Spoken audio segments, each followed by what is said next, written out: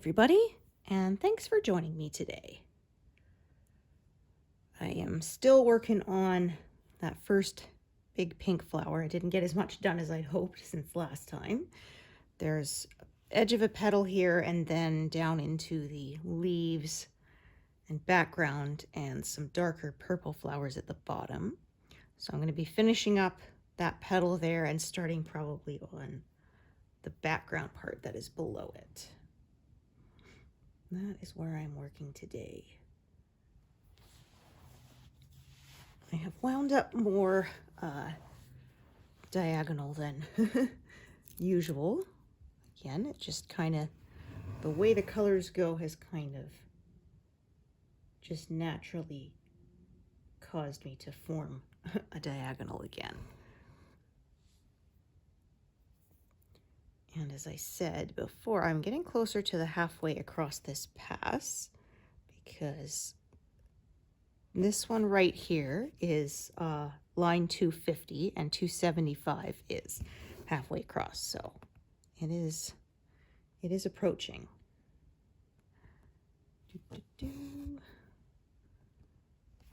Just looking at the way this travels around here. I'm going to park that one there.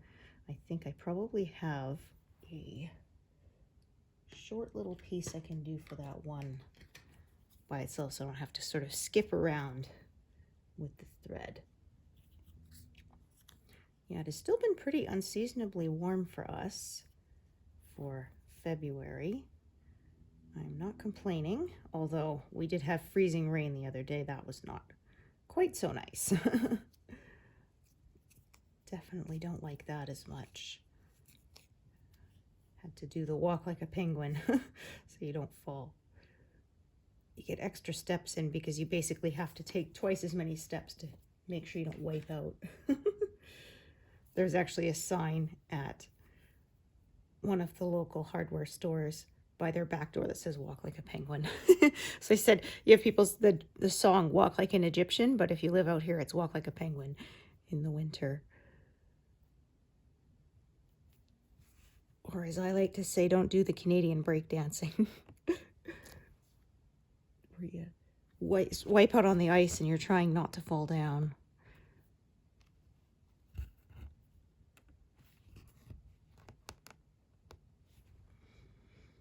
Like I often say, it's warm enough to walk outside, but it's too treacherous. You spend the whole time trying to avoid falling down.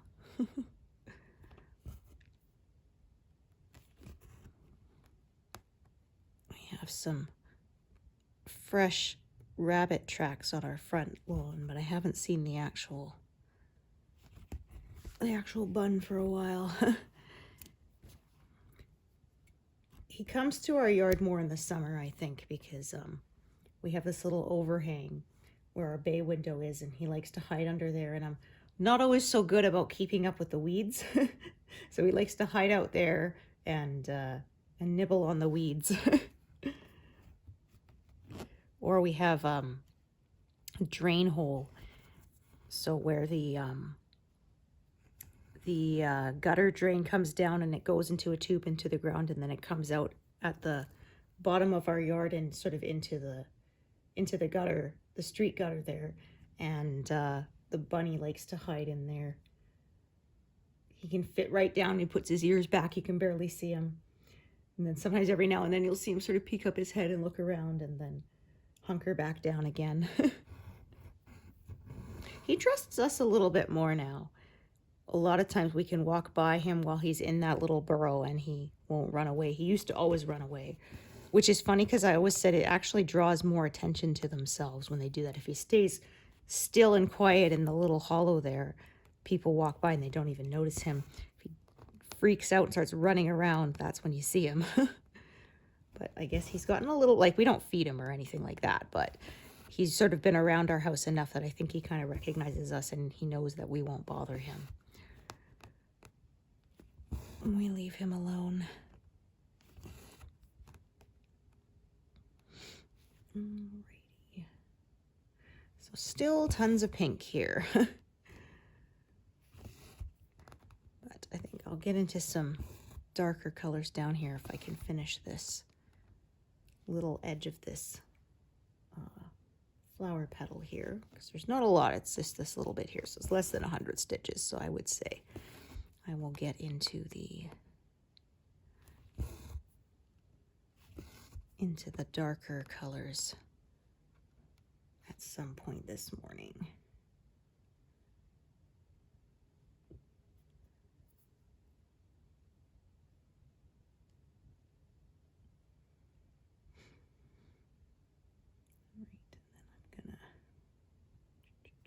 Do these two.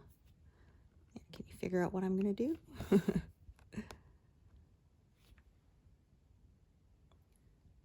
Yeah, like I said, I wouldn't get as much done because I've been watching the Olympics.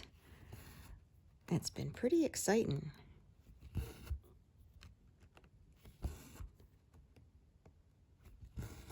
I remember there was one Olympics, I think it was 2006. And the ice dance competition was just disastrous. There was half a dozen teams that had trips and falls, and not just like a stumble, like as in they actually wiped out, fell down, and had to get back up.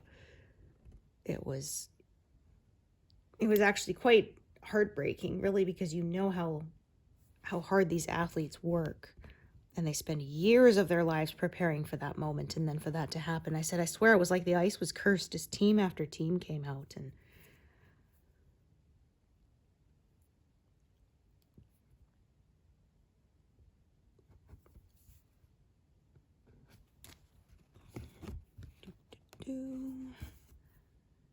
okay.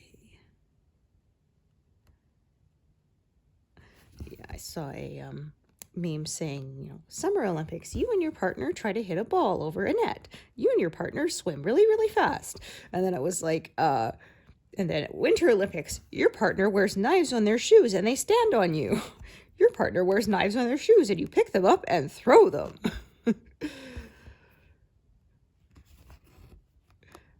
Get at the, slide 200, miles an hour down this icy chute with no airbags or seatbelts or anything. Oh my gosh. One of my favorite movies is Cool Runnings, which was the first Jamaican bobsled team in the Calgary 88 Olympics. And they used real footage in the movie of when they crashed. And boy, did it look awful. I'm amazed that everyone walked away from that. Thank goodness. We showed the movie to my grandparents because we had them sort of once or twice a month. They would come over, we'd have pizza and movie night. And so that was one of the movies we picked. And my grandpa got a little choked up when they crashed because he hadn't followed the story or anything. So I guess he thought, like most sports movies, the underdogs were gonna come from the behind and win, and they didn't.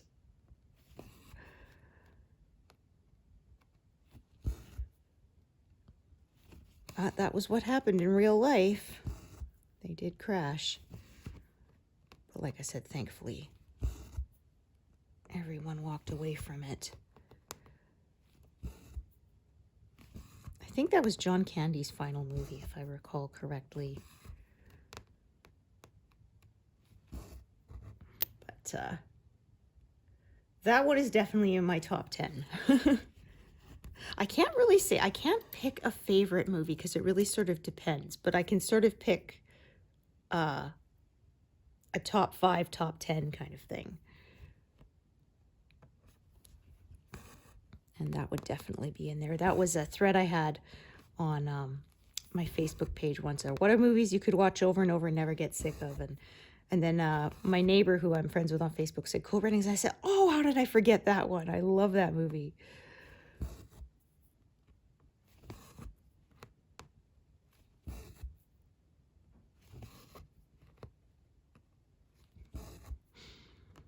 Now remember, your bones will not break in a bobsled. No, they shatter. So who wants it? He turns on the light and everybody's gone.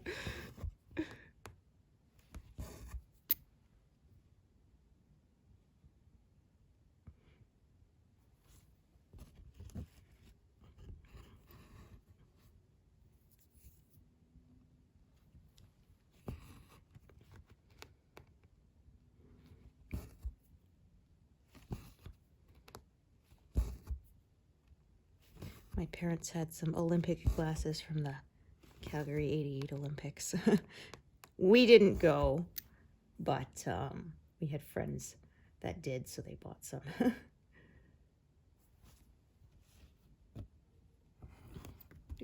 It was actually quite sad, though. I read an article about, and they said most of the time the Olympic venues end up just rotting away once the Olympics are over. They're thrown together hastily and then kind of never used again. They had pictures of different ones and they were just all covered in graffiti, and like the Olympic pools were full of garbage, and it was really quite sad. They said there's a few places that actually did a good job and made money off it, but most of the time the host country loses quite a lot of money hosting the Olympics. Vancouver apparently did a pretty good job with building the Olympic Village and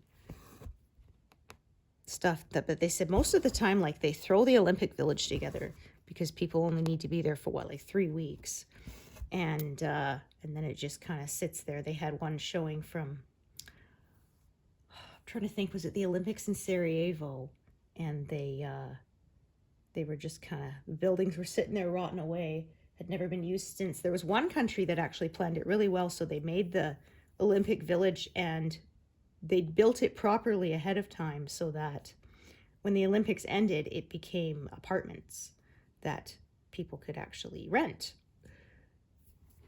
Rather than, because they said a lot of times they just sort of haphazardly throw it together good enough because it only needs to last for less than a month and then just kind of leave it. I was kind of surprised that Vancouver hosted the Olympics that time, because a lot of times they'll pick a country that's not very well known, because then it kind of becomes more of a tourist attraction. Then it can be really good for countries that are less known, or I mean cities that are less known. Like most people had never heard of Lillehammer or whatever until the Olympics were held there, kind of thing. Now everybody knows where it is.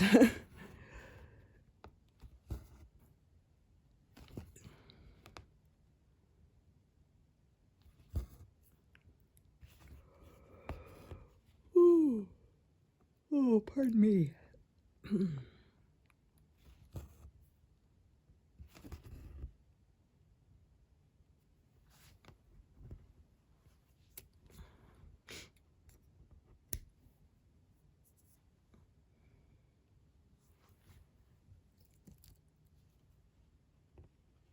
A little bit more confetti here for a bit.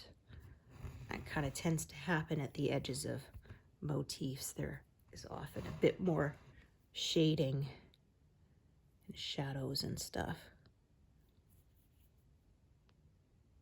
And as this is sort of the edge of the flower petal. I remember, though, talking about the Olympics, there was one year an athlete left the Olympic Village, which you weren't allowed to do, and was sent back to their home country, no longer able to compete. And I just thought, why would you do that? Like, you spend years of your life preparing for it. A lot of times it consumes your whole life. That's all you do is train and compete. And then to blow it for a few hours. I mean, I can understand you're at a new country and you want to take it in and all that, but I can't imagine blowing an opportunity like that after spending your whole life work. Because a lot of these athletes, they start when they're like 3 years old. You have to be able to get to that kind of elite level.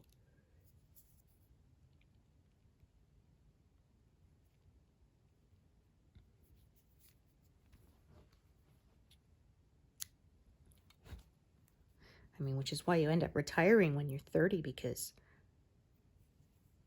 it's hard. 30 is not that old, but when you're an athlete, it's it's old, on the older side. Body cannot take as much demands on it when you get to be that age. Alrighty.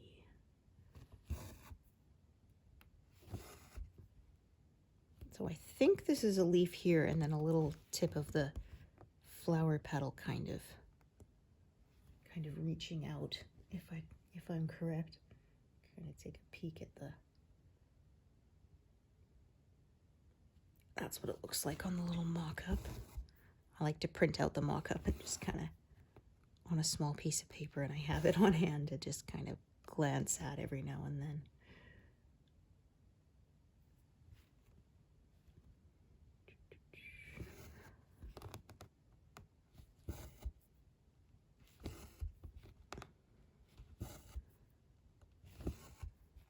Sometimes I work sort of from the top down, and today I'm kind of working a bit from the bottom up for the moment. Just kind of works out that way.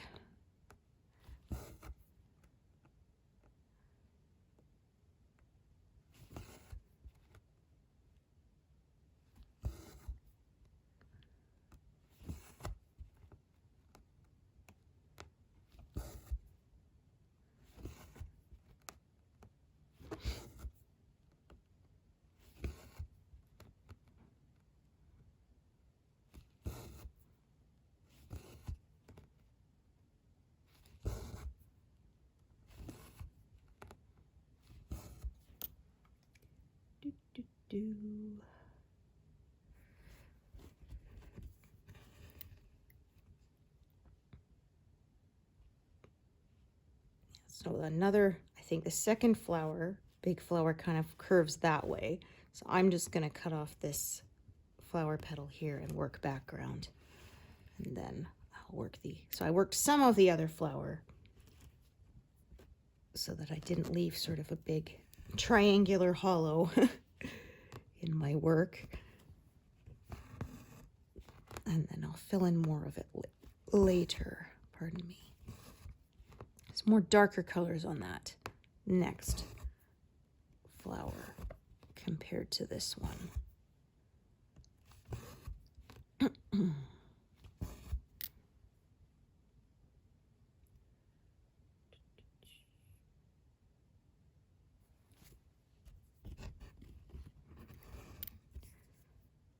Oh, actually, I missed one. There we go. Zutalor, I have missed one. The blanket I've been knitting, I showed on my last monthly update. I'm almost done knitting all the squares, like 2.5 squares left. And then I started some of the sewing them together, which was my least favorite part, but has to be done. But I did the math, and with all the ends from the colors and from having to add some strands to sew it together, I think there's something like 300 ends to deal with. So, like I said, it's my least favorite part.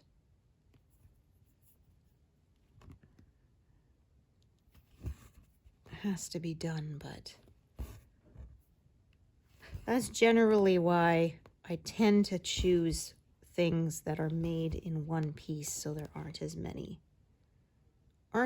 ends to deal with. Okay, I'm going to put this one over here because it's a short piece for that one sort of lone stitch by itself, and then I'll come back to it later. Okay, so I have 2 strands attached here. Let me just take a peek here. That's a longer one. I think this one, oh, that's not a bad length either. All right, no problem. I'll probably have some leftover pieces afterwards.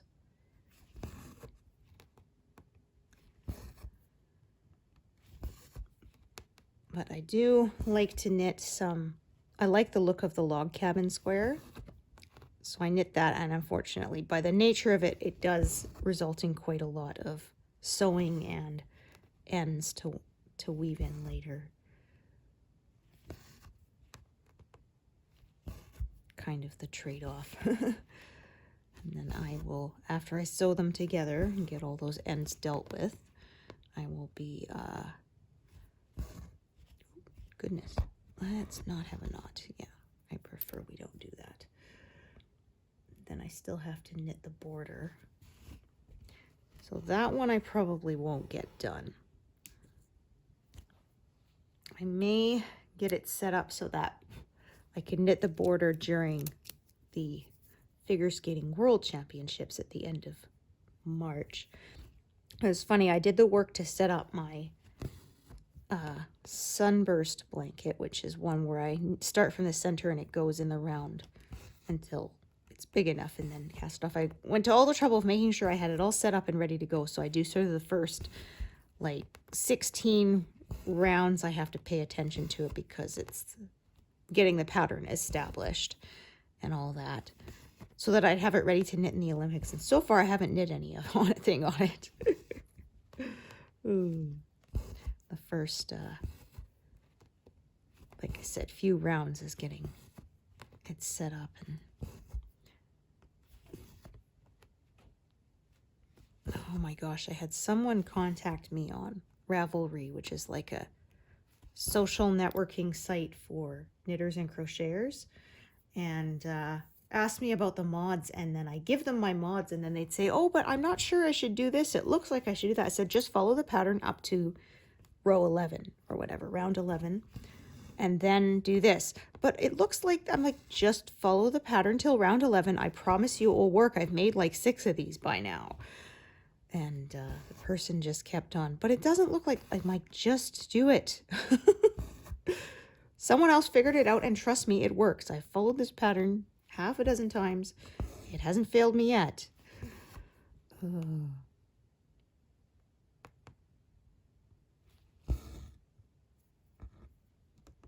they got confused because there's certain rounds you have to sort of slip the first stitch without knitting it, replace the stitch, round marker, start again, and knit to end. They said, but then that stitch doesn't get knitted. I said, no, it moves to the end of the round, and you knit to end means you do it then. You're just delaying it. But they didn't seem to want to get it.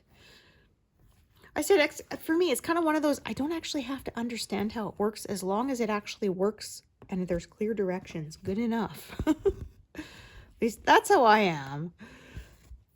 If I understand it, then bonus. But if I don't, it's okay, as long as it works. It's funny, though. I ended up with 3 copies of that pattern because I misplaced the book that it was in, and I looked for it everywhere and could not find it. So I thought, okay, well, maybe I left it at somebody's house or something, whatever. And I ordered another copy, and I waited for it, and I waited for it, and I waited for it, and never showed up. And the tracking showed that after a certain point it hadn't moved. And so after 6 weeks, I put in a claim, and they said, yeah, it looks like it's lost in the mail. They refunded me. So then I ordered another copy from a different place, and it showed up. After it showed up, I found my original book. So I was like, oh, okay, well, whatever. And then like 3 months down the road, the one that had gotten lost in the mail finally showed up. Oh my gosh. So I'm like, I guess it like fell behind someone's desk and sat there for 6 months until someone found it. And so, yes, now I have 3 copies of that book. After that, I actually took a picture of the instructions and I uploaded it to my cloud. I saved it to my computer and I uploaded it to my cloud, so that way I will never have to worry about losing it again.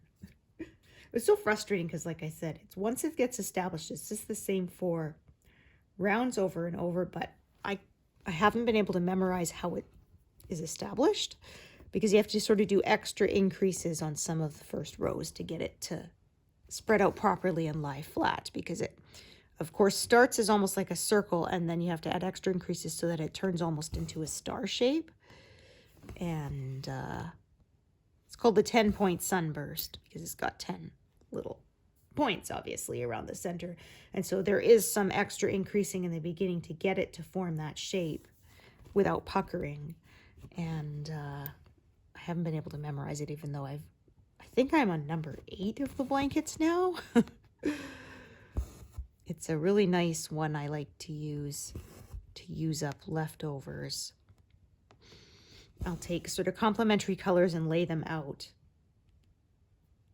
with the smallest, balls of wool first out to the biggest, because of course the rounds outside at the edges take more yarn. and then just knit it until it runs out. So like I said, it's a really nice stash buster. And the nice thing is I don't have to sew it together at the end. I do, of course, have to weave in the ends, but because I'm not making blocks like with the log cabin, I only have 2 ends per color instead of, you know, one color being split into dozens of squares.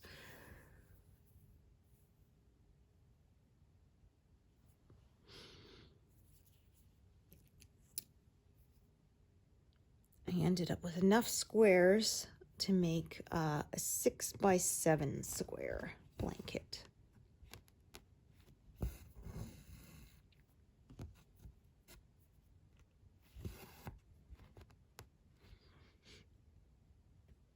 But I said that was one nice thing about that pattern too, is sort of, you could just knit squares until you got the size you wanted. You could make a 4x5, you could make a 5x5 if you had 25. You could make a 6x6 if you had 36, that kind of thing. And I ended up with 42, so that makes a nice 6x7 blanket. And each square is about 5 or so inches, 5.5, something like that. So makes a nice kind of lap blanket sized. Not quite the size to cover a queen bed, but a bit bigger than, say, a lap blanket. So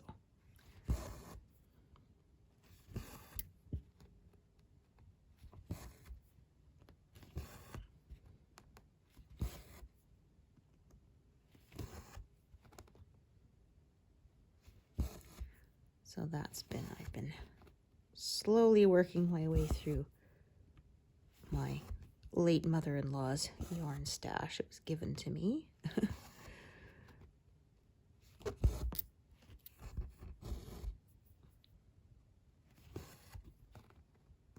I made one blanket for my father-in-law with her yarn.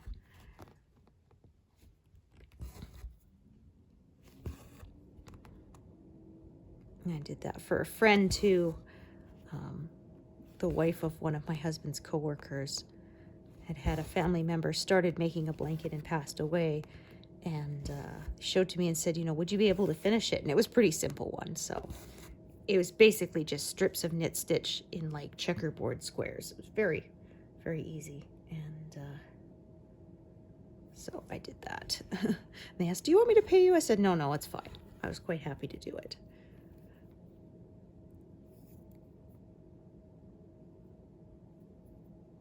Oopsie. It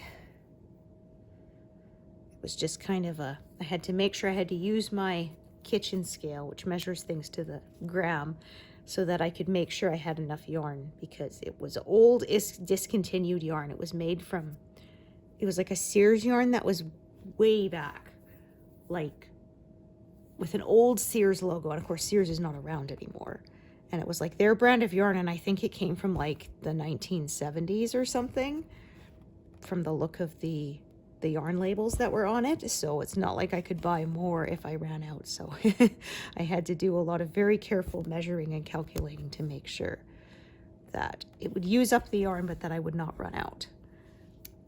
And I ended up with, I think, about 25 grams of yarn left at the end. So it worked out just right.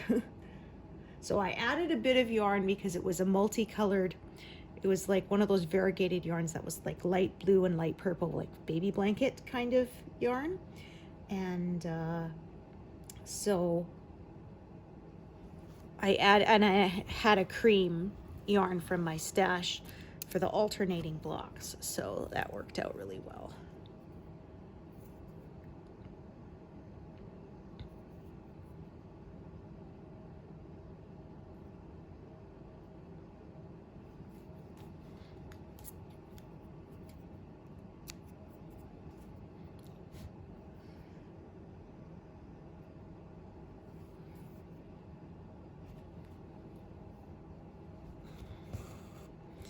Did that for a friend. Their kid's baby blanket had gotten snagged and pulled, and so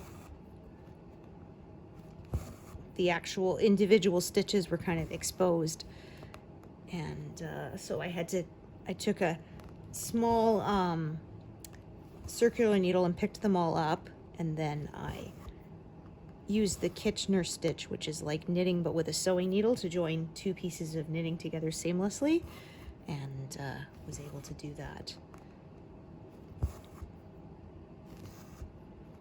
It was named after a lord whose last name was Kitchener, I think, who wanted to develop a way to join things seamlessly because his soldiers, the toe seams of their socks were causing blisters and stuff. And I mean, you don't want an army that can't march, right?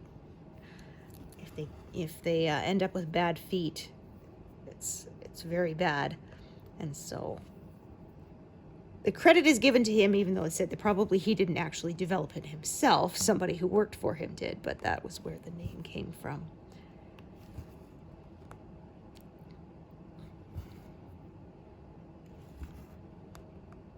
But it takes a long time because you're actually forming sort of each leg of the knit stitch with a yarn needle, pulling the yarn the whole way through it. So my family knows not to bug me if I'm sitting there doing that. You hear me going, okay, knit front on, purl back off, or something. It's like knit, knit, purl, purl, purl. And it's actually, it looks very intimidating till somebody just said, honestly, it's knit, knit, purl, purl, knit, knit, purl, purl, alternating between the front and the back. And once somebody said that, then it clicked in my head. I still need the instructions there to remind me, but once I get going, I can just sort of, I said, chanting in my head, okay, knit, purl, knit, purl, knit, knit, purl, purl, knit, knit, purl, purl. And then it's almost like, it's like magic. It's like it was knitted in one piece, but it's really nice because you could knit two things from different directions and seam them together that way, and completely seamlessly. So as if it's just one piece of fabric and no casting on or casting off in the middle. It's pretty cool, actually. All right, so we got some, yeah, this is purples and stuff mostly, but I'm pretty sure these are the leaves. When I looked at the mock-up, that's what it looked like.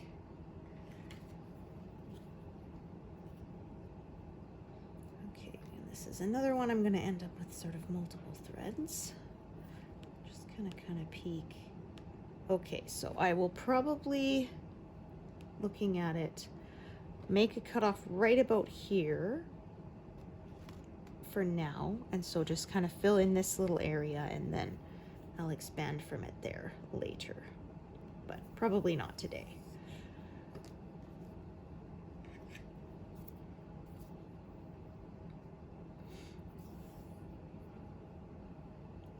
So I've got about 2/3 left of this to hit 95%. We'll see.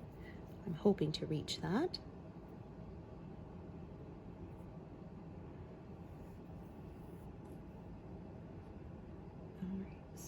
There.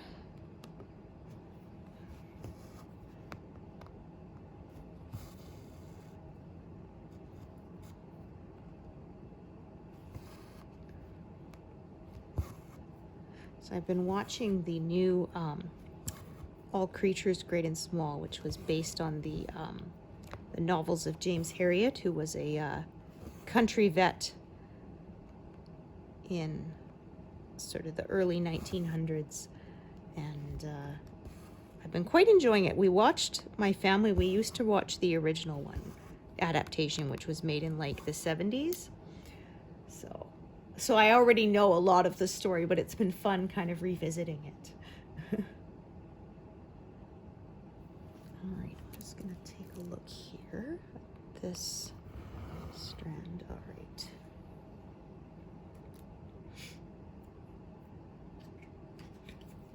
There's one older lady with her lapdog, and she's a rich, older, sort of eccentric lady. And there's one where she takes in a foster dog because it's they've now moved into World War II era, and she calls the vet to come out to see him, and she doesn't even want, because she says, I didn't want to say what his problem was and embarrass him on and over the phone or whatever, and the problem was that he was very gassy. She was worried about embarrassing a dog about having gas. Oh goodness.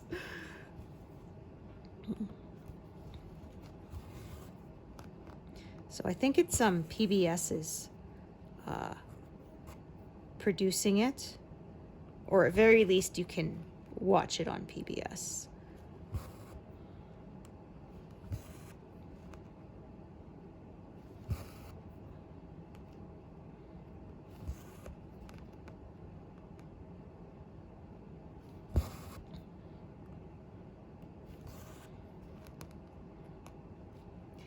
I don't know if they're gonna do, there was in the original one, there's one where Tristan, who's the younger brother,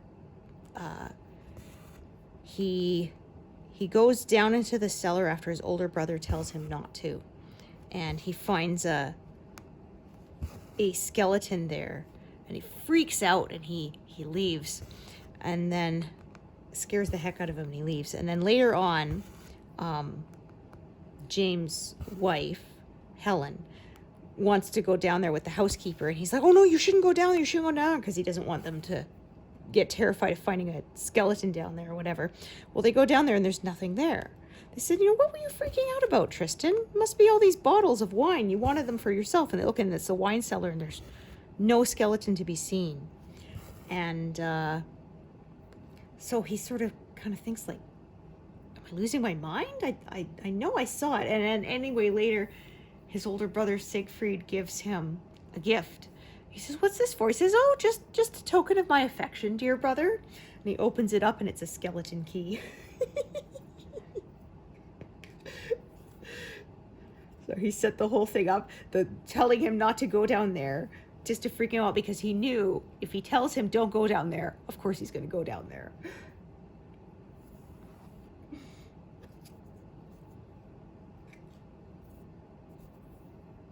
As my mom used to say, don't tell kids don't put beans in your ears, because they never had an idea to do that till you told them not to do it. Now they're going to do it, right?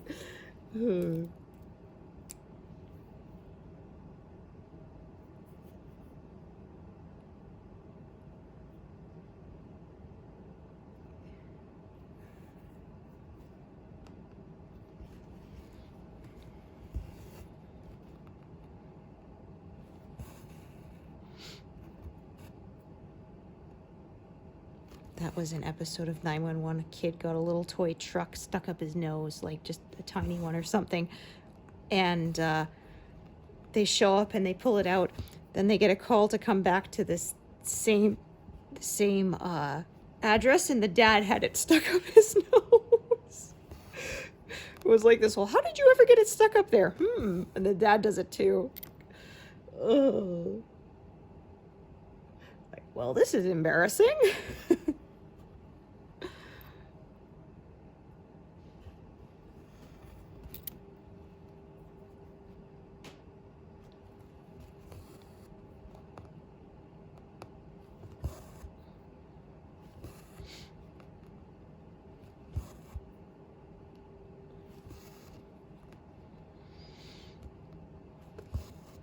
I remember when my son was little, he was a toddler, and he got his finger stuck in, was that pot handle? They have the little hole in it so you can hang them up if you want to. And he stuck his finger and he got stuck. And of course he's freaking out, so we managed to use some soap and get it out without hurting him and stuff. And like, okay. And finished cleaning off his hands. He sits back down at the table, and I go to do something, and I look over, and he starts trying to stick his finger in that hole again. I'm like, dude, what are you doing? Like, we just spent, 5 minutes getting your finger unstuck. And my husband says, well, he probably wants to defeat it, It won last time. Now he wants to win. I'm like, seriously, kid? He got very mad when I picked it up and put it out of reach. Dude, we don't want to strip the skin off your finger. Sheesh. And it was all swollen and red, too, right? It wasn't comfortable. Oh, you would think he'd learn, but no. It was a meme I saw, and it was regular person. It says person, pulls this lever and gets a little electric shock, and it says, "Ooh, normal person. I guess I shouldn't do that anymore." And then it says, "Scientist. I wonder if that happens every time." That's what I said. Kids are natural scientists, right? This happened the first 5 times I did it. I wonder what will happen if I do it a 6th time.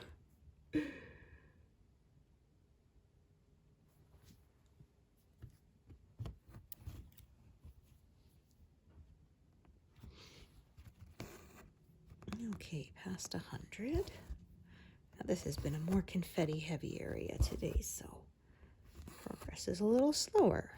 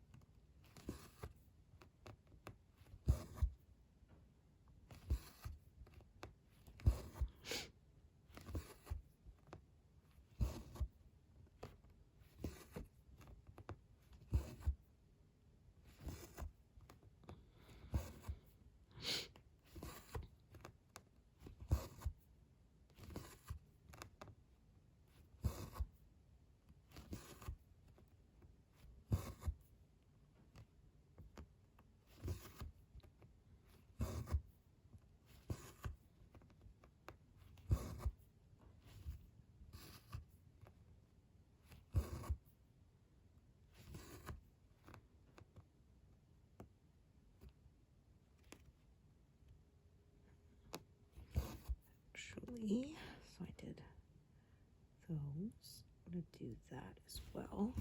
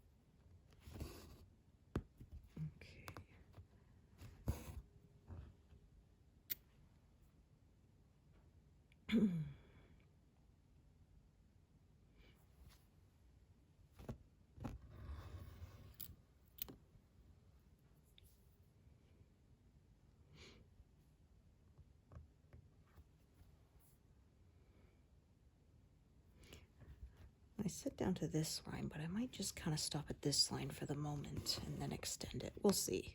As I often say, I change my mind as I go.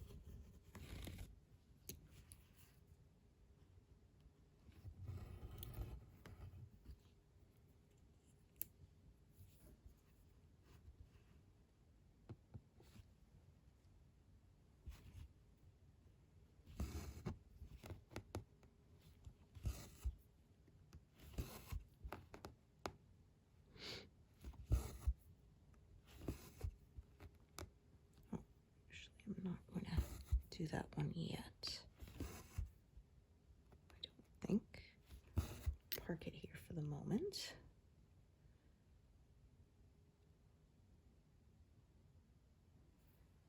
Yeah, I'm going to do the others around it.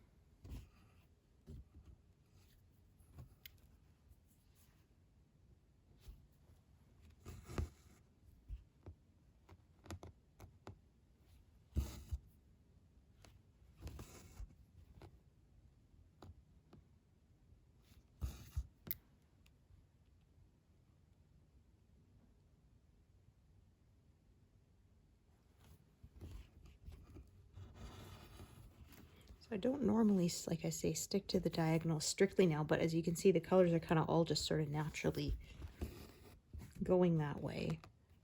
So I'm just going to follow them.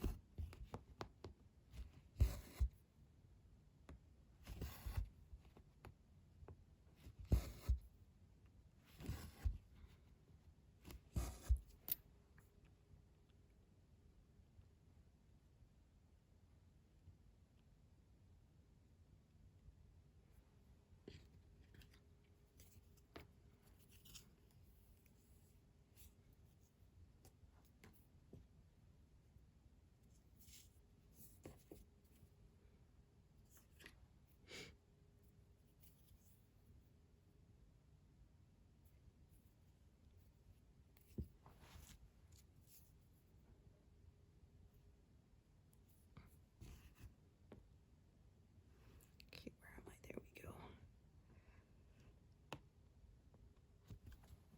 Yeah, make sure I'm in the correct square, or that could be a problem.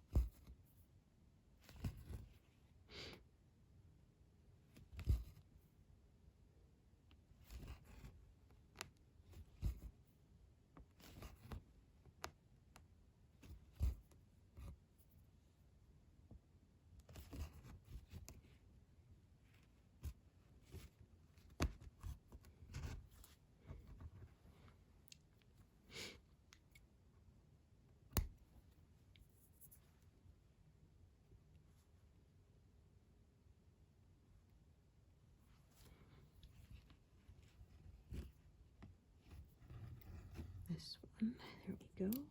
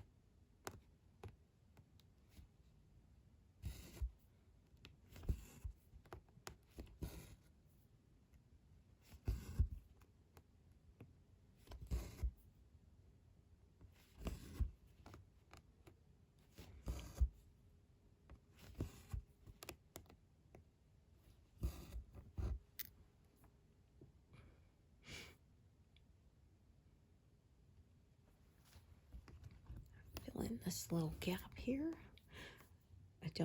I usually try to not leave gaps, but sometimes it's just more trouble than it's worth to avoid it, so I will do it.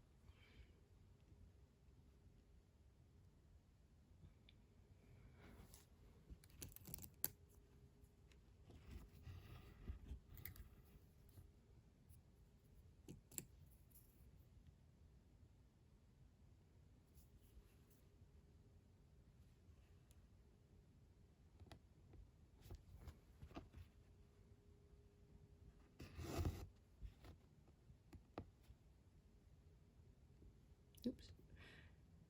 There we go.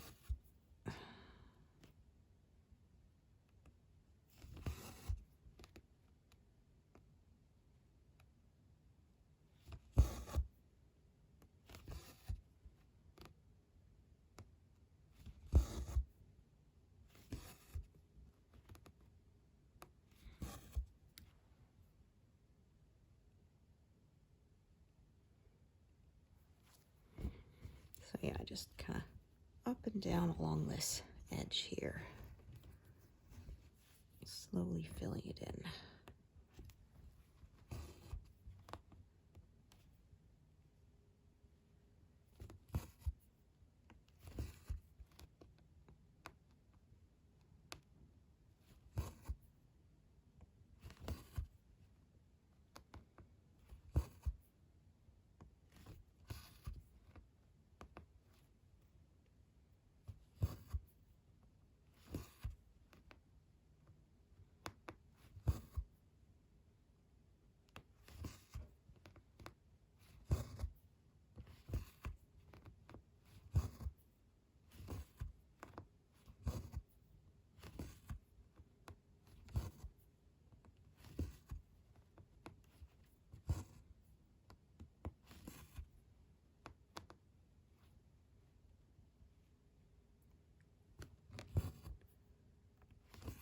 All right, this thread is going to run out after I do these few stitches, and I think that's a good place to stop. As I said, not 200 today because it was a bit more confetti today.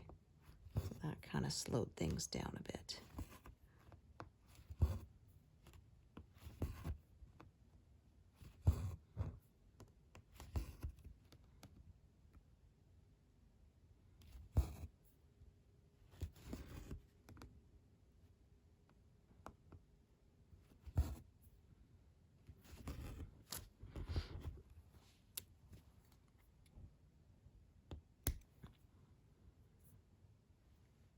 There, 176. I was thinking 175, so I was pretty close. Thank you so much for joining me today, and I hope to see you here next time. Thanks, everyone. Bye.